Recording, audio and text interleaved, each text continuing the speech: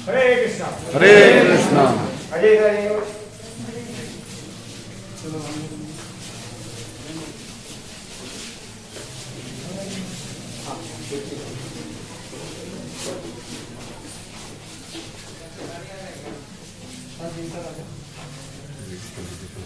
शिष्य मायापुर धाम की जय, मायापुर चंद्रोदय मंदिर की जय, श्री प्रभुपाद की जय।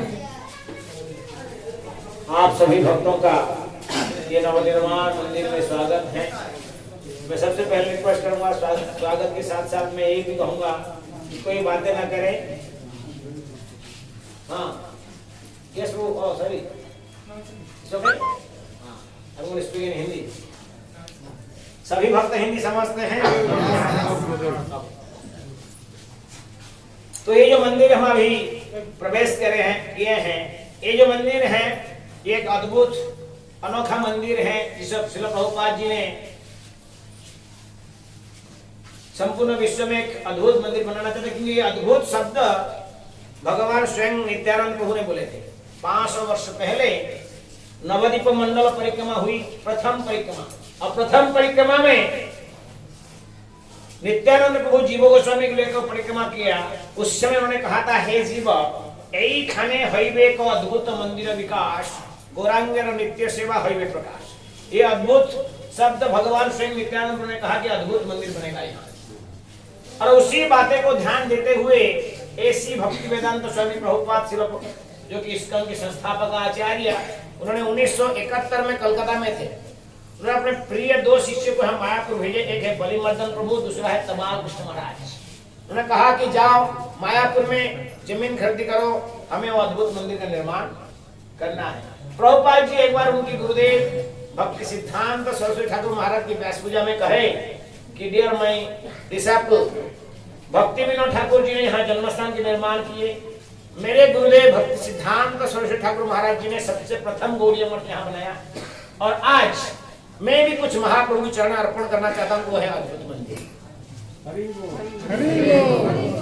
और 1971 में जमीन खरीदी हुई। 1972 में श्रील प्रभुपाद जी ने भजन कुटीर का निर्माण किया। मेन एंट्रेंस में आपने देखा होगा, वो इस्कॉन की सबसे पहला वाला छोटा सा मंदिर। उसी वर्ष प्रभुपाद जी ने गौर पुण्य 1972 की प्रथम गौर पुण्य फेस्टिवल बनाया, और ऑल ओवर वर्ल्ड से 70 डिवोटी 70 भक्त आए थे।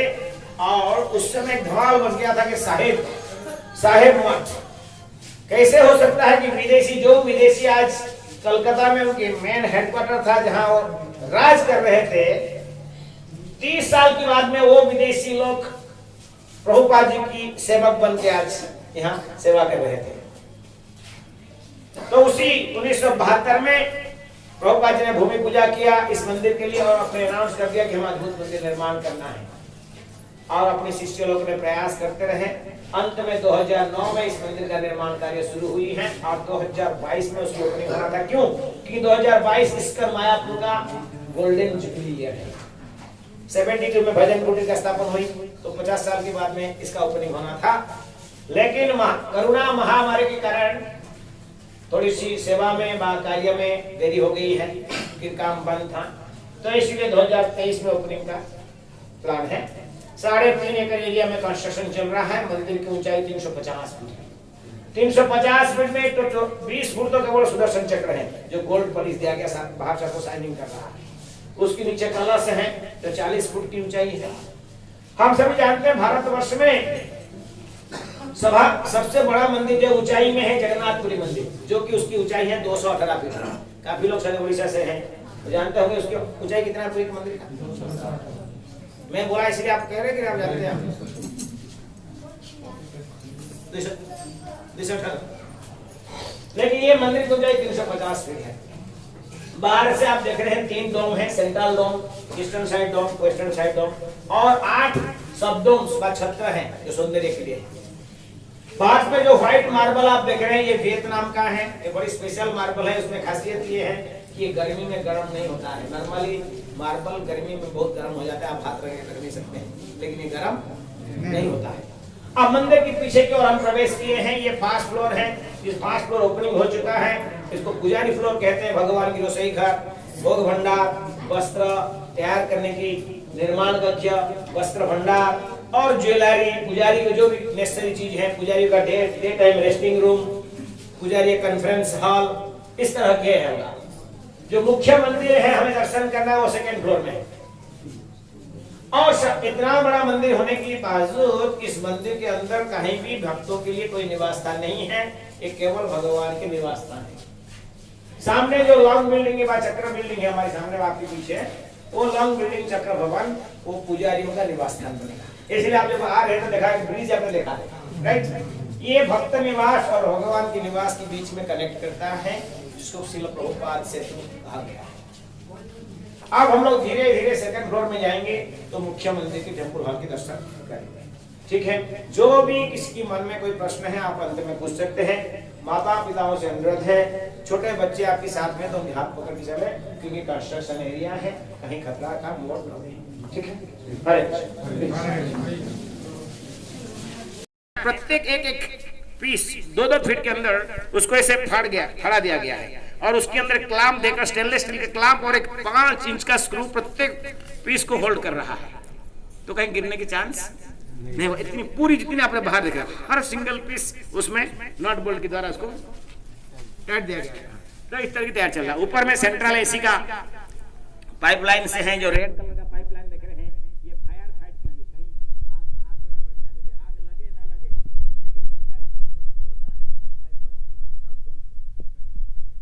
केमन इंडिया नामक कंपनी है जो कि पूरा स्ट्रक्चर कर रहा है। बाकी जो इंटीरियर काम कर रहे हैं देख रहे हैं, ये कसमैन वर्कफील्ड कंपनी है जो इसका काम कर रहा है। आइए अब मंदिर के हम लोग लेफ्ट साइड में जो 3 डोम है, तीनों डोम में सबसे लेफ्ट साइड जो डोम है वो नृसिंहदेव का डोम है। नृसिंहदेव के डोम के दर्शन करते हैं। नृसिंहदेव की सिंहासन है, यहाँ पर नृसिंहदेव विराजमान करेंगे। फर्स्ट फ्लोर में भगवान नृसिंहदेव की लीलाओं की झांकियां व एग्जीबिशन होगा। सेकंड फ्लोर में जो 8 पिलर देख रहे हैं फर्स्ट राउंड में, शिवा, ब्रह्मा, इंद्र, मनु महाराज, गरुड़ा, लक्ष्मी, नंदा, सुनंदा, ये सभी की मूर्ति रहेगा। विशाल 20 फुट की मूर्ति रहेगा। ये भगवान नृसिंहदेव प्रार्थना करते हुए दर्शन होगा। हम सभी जानते हैं भगवान नृसिंहदेव प्रकट हुए वो छोटे सी शैशव बा छोटे से बालक के रूप में नहीं, बल्कि अडल्ट फॉर्म था, लेकिन अद्भुत था। इसलिए कहते अद्भुत श्रृंगम दलित हिरण्यकशिपु भृंगम। तो वो अद्भुत रूप जो था उसको देखते ही देवादेवी भय हो गया। क्यों भय था? वो अद्भुत रूप भी था, लेकिन साथ साथ में वो कोई शांत नहीं थे। उग्रम वीर महाविष्णु ज्वलंतम सर्वतो मुखा, ऐसा लग रहा था कि संपूर्ण ब्रह्मांड को भी राख जाल के राख बना देंगे। इसलिए देवादेवी उनकी हिम्मत नहीं हो रही थी भगवान के सामने पहुंचने के लिए। तो उसकी सीनरी यहाँ क्रिएट किया जा रहा है। पीछे जो आप देख रहे हैं दीवार में ब्लैक ग्रेनाइट होगा, वहां पर कोई भी इलेक्ट्रिसिटी लाइट नहीं होगा। ये नॉर्मल घी व ऑयल की लैंप के द्वारा ये आलोकित होगा। ठीक है, अब हम लोग चलते हैं सेंट्रल डोम। कुछ भक्त इधर आ जाएंगे, ये साइड में भी बहुत क्लोजली आ सकते हैं, आप देख सकते हैं। ऊपर जो डोम है, हाँ आ जाइए, डिवाइड हो जाइए। देखिए ऊपर, वहां से भी देख सकते हैं। जो मतलब सुनाई दे रहा है तो वहां भी देख सकते हैं। सुनाई वहां भी दे रहा है तो आप वहां से भी देख सकते हैं, कोई प्रॉब्लम नहीं है। लेकिन यहाँ आएंगे तो और अच्छा रहेगा, तो सुन पाएंगे आप क्या कह रहे हैं। श्री गौरांग महाप्रभु की।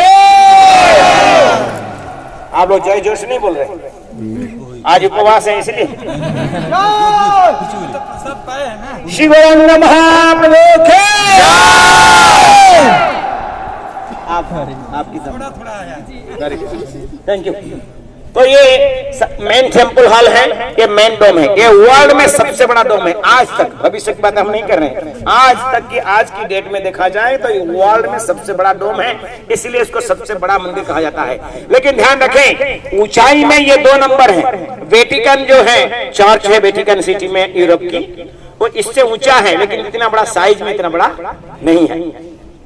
सामने हम देख रहे हैं 3 अल्टर हैं। पहला अल्टर में गुरु परंपरा आचार्य षड्गोस्वामी रहेंगे, बीच में पंचतत्व और तीसरी अल्टर में राधा माधव अष्टसखी। आपने दर्शन किया, वही नृसिंहदेव वहां, वही विग्रह आएंगे जो विग्रह हमें उस मंदिर में दर्शन कर रहे हैं, पूजित विग्रह है, सेवित विग्रह है, उनके लिए ही मंदिर बन रहा, उसकी पश्चात वही यहाँ पर आएंगे। विग्रह में कोई परिवर्तन नहीं होगा। तीनों अल्टरनेटिव 3 कलश होगा, first floor, second floor, third floor. ये तीनों फ्लोर में एग्जीबिशन होगा भगवान की, कृष्ण की, राम की, गीता भागवत के आधार पर भगवान की लीलाओं की झांकियां, एग्जीबिशन, म्यूजियम। जैसे प्रभुपाद समाज में आपने देखे होंगे प्रभुपाद लीला है, तो इस तरह की भगवान की लीला होगा, लोग घूमते घूमते दर्शन करेंगे। सबसे महत्वपूर्ण बातें मैं आपको कहना चाहूंगा, इस मंदिर को हम कहते हैं TOVP, टेम्पल ऑफ वैदिक प्लानिटेरियम। जैसे आप कहते हैं कलकत्ता में जाए बिरला प्लानिटेरियम, कहीं और कुछ प्लानिटेरियम सिस्टम है, लेकिन वो मॉडर्न साइंस के आधार पर है। लेकिन ये जो प्लानिटेरियम है ये वेद शास्त्र के आधार पर, इसलिए कहा है वैदिक प्लानिटेरियम। सेंटर में एक सैंडलियर होगा, सबसे ऊपर गोलक वृंदावन दर्शन होगा, उसके नीचे वैकुंठ लोक, फिर सदाशिव लोक, ब्रह्म लोक, धीरे धीरे आएगा नीचे भूलोक, यानी भू भुव स्व जन तप महासत्य 7 लोक, फिर वैकुंठ, गोलक वृंदावन दर्शन होगा। प्रश्न आ सकता है कि भाई ये क्या जरूरत हमको आवश्यकता है, ये सभी दिखाने की क्या आवश्यकता है? आपने देखा होगा अपनी इस्कन में कहीं गोलक चार्ट बना गया है ना, गोलक चार्ट एक मैप है, ब्रह्म संहिता के आधार पर है। तो ये दूसरे लोग नहीं समझ पाते हैं, हमें भी समझना मुश्किल होता है, लेकिन वो फैक्ट है। तो इस तरह संपूर्ण विश्व को प्रभुपाद ने कहा कि ये हेडक्वार्टर है, चैतन्य महाप्रभु की जन्म स्थान है। कलियुग जितनी बढ़ते जाएगा सभी तीर्थ स्थान धीरे धीरे लुप्त प्राय होगा, तो ये बढ़ते जाएगा, अब बढ़ता जा रहा है। किन्हीं शास्त्रों में वर्णन है, क्योंकि चैतन्य महाप्रभु का विशेष कृपा है, 10,000 वर्ष ये चलते रहेगा। तो इसी में एक बहुत बड़ी महत्वपूर्ण बात है कि सृष्टि के बारे में लोगों के अंदर कोई हिताहित ज्ञान नहीं है। जैसे अभी आप लोग सभी काफी वेल एजुकेटेड पीपुल हैं, मॉडर्न साइंस स्कूल कहता है कि क्रिएशन कैसे हुई है, सृष्टि कैसे हुई है। लोग कहते हैं by chance, explodes, big bang theory, very good है कि नहीं, क्या कहते हैं इसका? तो प्रभुपाद जी कहते हैं बाई चांस कुछ नहीं होता, बाई चांस तक बड़ा एक्सीडेंट होता है।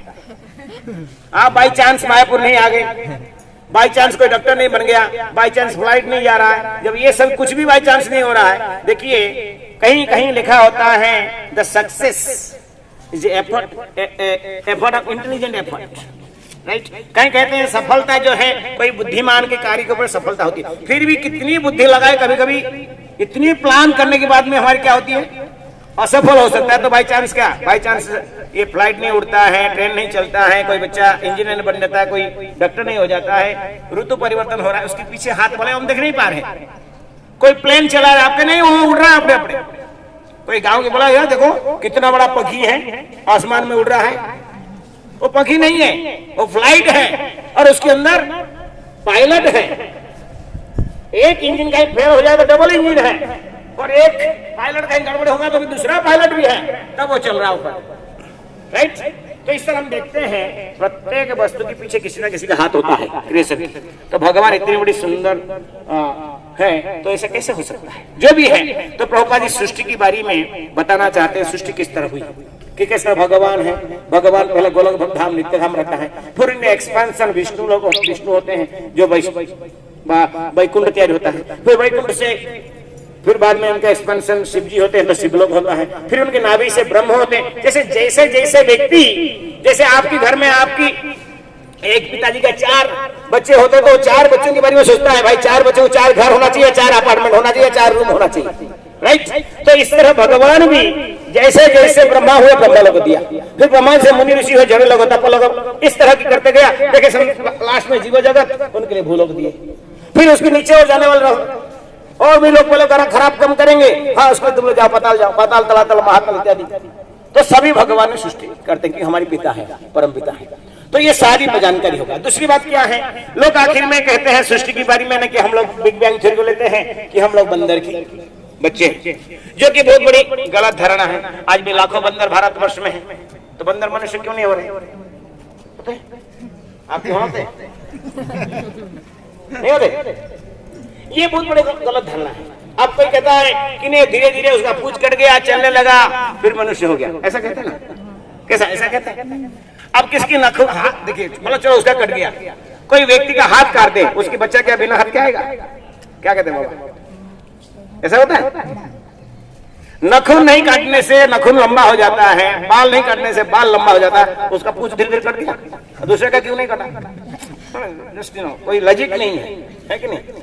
जो भी है, दूसरी बात, चलिए इस बातें को पाश्चात्य जगत के लोग ग्रहण कर ले, लेकिन हमारे भारत में वेद शास्त्र का अध्ययन करने वाले ब्राह्मण, द्विवेदी, त्रिवेदी, चतुर्वेदी, वेद पाठक लोग रहने वाले, अब वो इसको ग्रहण कर ले, कितनी बड़ी मूर्खता है।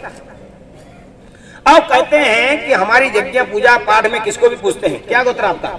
नागस्य गोत्र। क्या गोत्र आपका? भार्गव ऋषि। आपका गोत्र क्या है? नागस्य। अब देखिए हम 50 लोगों को पूछेंगे तो 50 मुनि ऋषियों के नाम आएगा। कोई कहेगा भरद्वाज, कोई कहेगा नागस्य, कोई कहेगा भार्गव, कोई कहेगा गर्ग मुनि, कोई कहेगा कश्यप। राइट। ये गोत्र का अर्थ क्या होता है? गोत्र का अर्थ होता है कि उन्हीं मुनि ऋषियों की वंशज हम होते हैं। राइट। इसलिए हम उनको नाम लेते हैं कि उन मुनि ऋषियों से, हमारी ब्रह्मा जी से अनेक मुनि ऋषियों की सृष्टि हुई और उनसे फिर उनकी पत्नी पुत्री हुई, फिर उनका संसार चला। जब हम उस मुनि ऋषियों की वंशज हैं, उनकी संतान हैं, तो बीच में बंदर कहां से आ गया? आज नहीं, सत्ययुग में भी बानर थे। प्रभु रामचंद्र की त्रेता युग, उसके पहले भी कहेंगे, वो एक 84 लाख जोनी में एक जोनी है, बानर, बा या नर है। ये मतलब क्वेश्चन मार्क है, ये नर है या नहीं, ये नर है या नहीं, कि नर जैसा दिखता है लेकिन फिर वो नर नहीं है, इसलिए बाना, ये इसलिए वाह नरा, वाह नरा, बा संस्कृत में क्वेश्चन मार्क होता है, वेदर क्वेश्चन मार्क। हाँ, समझे कि नहीं? तो ये सब बातें शास्त्र अध्ययन नहीं करने से हमें समझ में नहीं आता है। देखिए हमारी भारत में, मैं खुद भारतीय हूँ, आप भी सभी लोग हैं, हमारी में कमियां क्या है कि पाश्चात्य जगत में जो थप्पा लगा दिया ना, इसको हम ग्रांटेड कर लेते हैं। जैसे कि एग्जाम्पल हम देता हूँ, पहले MBBS जो डॉक्टर हम करते हैं, औषध की, एलोपैथिक का डॉक्टर हमें भारत में आयुर्वेदिक था और कुछ नहीं था। आज भी केरल में जाएंगे तो पूरा आयुर्वेदिक चलता है। कोई बुखार हुआ तो पैरासिटामोल देते नहीं, उसके लिए काढ़ा देते हैं, पिलाते हैं। तो वहां पर भी, वहां पढ़ने के लिए गए, वहां लिख दिया भाई कोई वीक हो, बुखार हो, उसको चिकन सूप, मटन सूप ये पिलाओ, अंडे खिलाओ। वो आगे हम बोले ये तो खाना ही पड़ेगा, नहीं तो आपकी ब्रह्मा ठीक नहीं होगा, ये डॉक्टर ऐसा बोलते हैं। लेकिन उसकी सब्स्टिट्यूट है, वो समझता नहीं, वो मूर्ख कितना होता है, वो समझता नहीं, वही थप जाता है। वो स्थान काल पात्र, वहाँ ठंड देश है, उसकी भाई का जैसे विदेश में ठंड होता है, पूरा कोल्ड होता है, वहाँ शराब पीना अनिवार्य है, लेकिन हमारे लिए वो सूट नहीं करता, इसलिए हम लोग परेशानी करते हैं। होता है संसार, भारत परेशानी है शराब पी है कि नहीं? खुद परेशानी लेता है, दूसरे को परेशान करता है। वो सबसे थर्ड क्लास व्यक्ति होता है संसार में, जो खुद परेशानी होता है, दूसरे को भी परेशान करता है। और फर्स्ट क्लास होता है जो अपना भला करता है, दूसरे को भला करता है। और मीडियम सेकंड क्लास लोग उसको कहते हैं जो दूसरे की अपनी भला करता है, दूसरे का भला तो खराब भी नहीं करता है। तो शराबी कैटेगरी में आते हैं जो कि खुद बिगड़ता है और दूसरे को बिगाड़ता है। खुद स्मोक करता है और स्मोक दूसरे लोग को धुआं छोड़ता है। तो कहने का अर्थ यह है कि संपूर्ण विश्व को एक बहुत बड़ी शिक्षा प्रभुपाद इस मंदिर के माध्यम से देना चाहते हैं कि लोग समझ सकें कि भाई सृष्टि कैसे हुई है, परम पुरुष भगवान कैसे सृष्टि करता है और भगवान से संपूर्ण जगत सृष्टि हुई है, ये बातें समझाने के लिए। ठीक है, हरे कृष्ण। लगता है कि धीरे धीरे मैं ऐसे कहते जाऊंगा तो पूरा खाली हो जाएगा, आधा तो ऑलरेडी जा चुके हैं। ये हमने गौरांग कहा, कितना बड़ा इको हुआ था जब बिगिनिंग में हम कहे ना गौरांग। तो ये जो एंटी इको मटेरियल है, ये ऊपर में जो सीलिंग आप देख रही है स्टेनलेस स्टील का स्ट्रक्चर है, उसके ऊपर बाहर से कंक्रीट ढलाई है और उसके ऊपर टाइल लगा हुआ। ध्यान रखिए, नॉर्मली भारतवर्ष में हम कहीं घर बनाते हैं तो आयरन की सरिया इस्तेमाल करते हैं, लेकिन यहाँ पर जो डोम में हमने देखा खुद, और इसका जो नीचे फाउंडेशन, इसका फाउंडेशन 100 फीट 30 मीटर्स नीचे फाउंडेशन उसका गया है। हाँ, खड़े खड़े हैं 30 मीटर्स नीचे, 110 मंजिल का फाउंडेशन उसका है, 10 मंजिल का फाउंडेशन। उसमें प्योर स्टेनलेस स्टील का बार इस्तेमाल किया गया है। ऊपर में भी जो ढलाई हुआ है वो आयरन की नहीं, प्योर स्टेनलेस स्टील का बार इस्तेमाल किया कंक्रीट के लिए। ऊपर में आप देख रहे हैं वहां सीढ़ियां हैं, सामने दिख रहे तो अंधा दिख रही है, फिर भी आप देख रहे हैं सीढ़ी, आप देख रहे हैं सीढ़ियां, वो जो नेट है उसका नीचे अंदर एक सीढ़ियां हैं। इस तरफ चारों तरफ में सीढ़ियां हैं। जगन्नाथपुरी में सीढ़ी जब झंडा ले जाता है कैसे आता है, बाहर से जाता है, लेकिन ये अंदर से जाएगा। ये जो झंडा चेंज करता है तो ये वो लेफ्ट साइड में देखिए वो सीढ़ियां हैं, ये 3 मंजिल के बाद वो सीढ़ियों से जाता है, वहां पहुंचता है। फिर चारों तरफ में सीढ़ियां हैं, वो सीढ़ियों के माध्यम से जाता है वहां सेंटर में वो जो कलश है उसमें 40 फुट का एक लैडर है, उसमें चढ़ता है। फिर वहां पहुंचने के बाद हाइड्रोलिक डोर है, वो पुश करता है तो पूरा चक्र जहां है ना वहां पहुंचता है, तो फिर झंडा चेंज करके नीचे उतरता है। इस तरह का इसका सिस्टम किया गया है। ठीक है, अब हम थोड़ी सी फ्रंट साइड में चलते हैं। कवर किया गया है। ये जय विजय है क्योंकि ये अभिन्न वैकुंठ है। इसको विष्णु मंदिर को भू वैकुंठ कहा जाता है। वैकुंठ में भगवान की द्वारपाल जय विजय होते हैं, तो ये भी जय विजय है। आप कथा जानते हैं, विस्तार से वर्णना करना जरूरत नहीं है। जो जय विजय आप जानते हैं, चतुर्कुमार से अभिशप्त हुए, हिरण्यकशिपु हिरण्यक बने, फिर रावण कुंभकर्ण बने, फिर दंतवक्र शिशुपाल बने। तो इस तरह की ये जय और विजय है क्योंकि भाई भू वैकुंठ है, भगवान की विष्णु की मंदिर इस भूलोक में जहां भी होता है इसको भू वैकुंठ भी अभिन्न है, भू वैकुंठ कहा जाता है। यहाँ दो हाथी आपको दिख रहा है। इस सामने जो चार पिलर है, राइट साइड में लेफ्ट साइड में, इसमें दो हाथी वहां रहेगा, दो हाथी यहाँ रहेगा। इसको हम कहते हैं हस्ती द्वार। पुरी के आप लोग हैं, आप उड़ीसा के जानते हैं, वहाँ पूर्व द्वार सिंह द्वार, व्याघ्र द्वार, पश्चिम द्वार, हस्ती द्वार। दक्षिणी दिशा को हस्ती द्वार कहते हैं, पूर्व को सिंह द्वार, पश्चिम को व्याघ्र द्वार और उत्तर को अश्व द्वार। तो यहाँ पर ये जो मंदिर है उसका ये साउथ फेसिंग है, इसलिए इसको हाथी रखा गया, चार हाथी हैं, हस्ती द्वार कहेंगे। ये मंदिर क्या आने के लिए सामने ही मेन एंट्रेंस है, दोनों साइड में सीढ़ियां हैं। एक साइड से लोग प्रवेश करेंगे, एक साइड से प्रस्थान करेंगे। जो लोग सीढ़ियों के माध्यम से नहीं आ पाएंगे, आप देख रहे हैं जय और विजय की दोनों साइड में उधर दो लिफ्ट हैं, उधर भी दो लिफ्ट हैं। एक साइड से लिफ्ट में आएंगे और एक साइड से जाएंगे। जो भक्त लोग सामने से व्यू देखना चाहते देख सकते हैं। फिर हम यहाँ से वापस चलेंगे। आप लोग को दिख रहा है वहाँ सर्कल दिख रहा है ऊपर से? नहीं, दूर जाएंगे तो आपको दिखेगा 3 सर्कल। एक में नॉर्मल घड़ी होगा जिसको क्लॉक टावर कहते हैं, नॉर्मल घड़ी होगा, और एक साइड में एक सूर्य के आधार पर एक कैलेंडर होगा। सूर्य के आधार पर कैसा है, क्या है होता है वो, फर्स्ट, सेकंड, थर्ड, फोर्थ और जनवरी, फरवरी, मार्च, इसको सूर्य के आधार पर होता है। एक होता है चंद्र कैलेंडर, चंद्रमा के अनुसार एक पंजिका होता है। वो क्या होता है, प्रथमा, द्वितीया, तृतीया, अमावस्या, पूर्णिमा, इसी चंद्र की चंद्र पूर्ण होता है पूर्णिमा, फिर प्रथमा, द्वितीया, एकादशी, दशमी, जैसे आज एकादशी है। ये सूर्य के अनुसार नहीं, ये चंद्र के अनुसार। सूर्य के अनुसार क्या होता है, 12 से 12, रात को 12 बजे शुरू हो गया 3, है ना, कितना बजे ना दूसरा डेट चेंज हो जाता है। तो वहां पर रहेगा, दोनों साइड में, इधर से एक साइड से आएंगे प्रवेश, एक साइड से प्रस्थान करेंगे, सिर्फ प्रभुपाद की समाधि कनेक्टेड हो जाएगा। सामने